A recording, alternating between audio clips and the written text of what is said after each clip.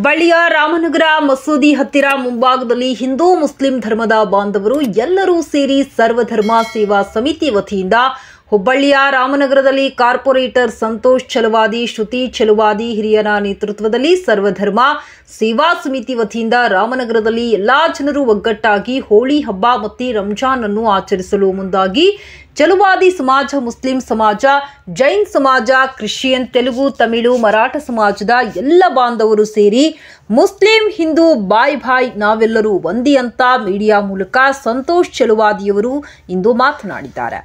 ಮತ್ತು ಕೇಶವಪುರ ಪೊಲೀಸ್ ಠಾಣಾ ಸಿಪಿ ಹಟ್ಟಿ ಹಾಗೂ ಹುಬ್ಬಳ್ಳಿ ಧಾರವಾಡ ಮಹಾನಗರ ಪಾಲಿಕೆಯ ಸದಸ್ಯರು ಶ್ರುತಿ ಸಂತೋಷ್ ಚಲವಾದಿಯವರು ಮತ್ತು Hubballi Dharwad police commissioner N Shashikumar ಅವರು ಮತ್ತು ರಾಮನಗರ ಮಸೂದಿ ಯಕ್ಷ ಮುತ್ವಲ್ಲಿ, ರಿಯಾಜ್ ಡ್ಯೂಟಿಗರ್, ಬಂಕಾಪುರ್ ಚಂದ್ರಕಾಂತ್ ಯಾದವ್, ಸತೀಶ್ ಚಲವಾದಿ, ರಾಜು ವಂದಾಲ್, ಅನ್ವಾರ್ ಪಠಾಣ್, ಹನುಮಂತಪ್ಪ ಚವಾದಿ, ಹಸನ್ ಹೊಸಪೇಟ್, ಡಾಕ್ಟರ್ ಶೇರ್ಖಾನ್ ಅಲಿ ಕರ್ನುಲ್ಕರ್, ರಫೀಕ್ ಜಮಾದಾರ್, ಜಾಫರ್ ಖಾದರ್ ಬಿಜಾಪುರ್, ಆನೆ ಕರೋಲ್ಖಾ ಮತ್ತು ಮುಖಂಡರು ಪಾಲ್ಗೊಂಡಿದ್ದಾರೆ.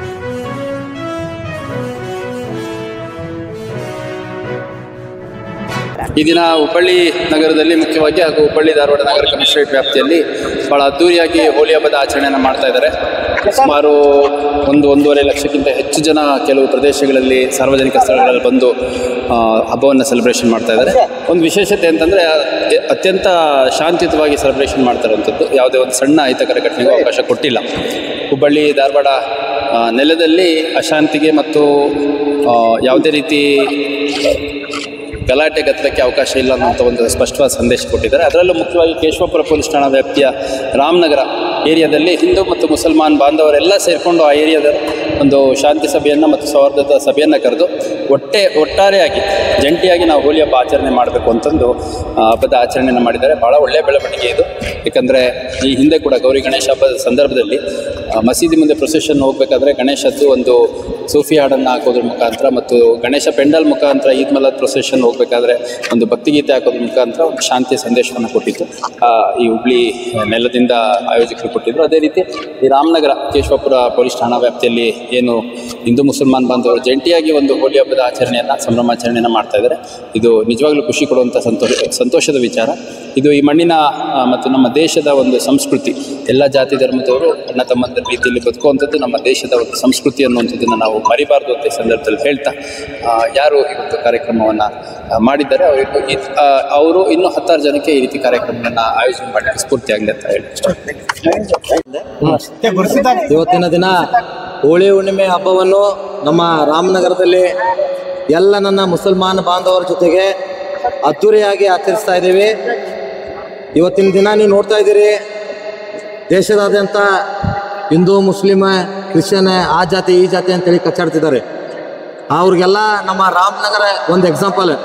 ಒಗ್ಗಟ್ಟತೆ ಅಂದರೆ ಹೆಂಗಿರ್ಬೇಕೆ? ನಾವೆಲ್ಲ ಒಂದೇ ದೇಶದ ಜನ, ಒಂದೇ ಗಾಳಿದಲ್ಲಿ ಉಸಿರಾಡ್ತೀವಿ, ಒಂದೇ ನೀರು ಕುಡಿತೀವಿ, ಒಂದೇ ರಕ್ತ ನಮ್ದೆಲ್ಲ ಕೆಂಪಿದಿರುತ್ತೆ.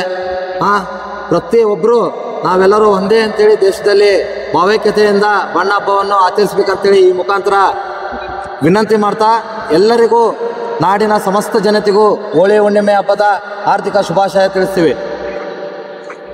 ಹಿಂದೂ ಮುಸ್ಲಿಂ ಬಾಯ್ ಬಾಯ್, ಹಿಂದೂ ಮುಸ್ಲಿಂ ಬಾಯ್ ಬಾಯ್, ಬಾಯ್ ಬಾಯ್.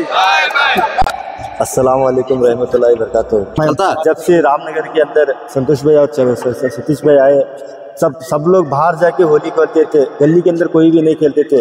जब से ये दोनों भाइयाँ ठहर के पूरी गली के अंदर, गली के बाहर लोग कोई भी नहीं जाना, गली के अंदर ही खेलना बोल के सब लोग को, बहनों को और बहनों को सबको लेके ठहर के खेलते हैं। सब बहुत अच्छा एक संदेश ला रहे हैं रामनगर के अंदर उन्होंने। और सब लोग मुस्लिम होंगे, क्रिश्चियन होंगे, हिंदू होंगे, कोई भी होते कि नहीं कि सब लोग मिल के हमें हर ईद मिल के मनाते हैं। Thank you, thank you, thank you.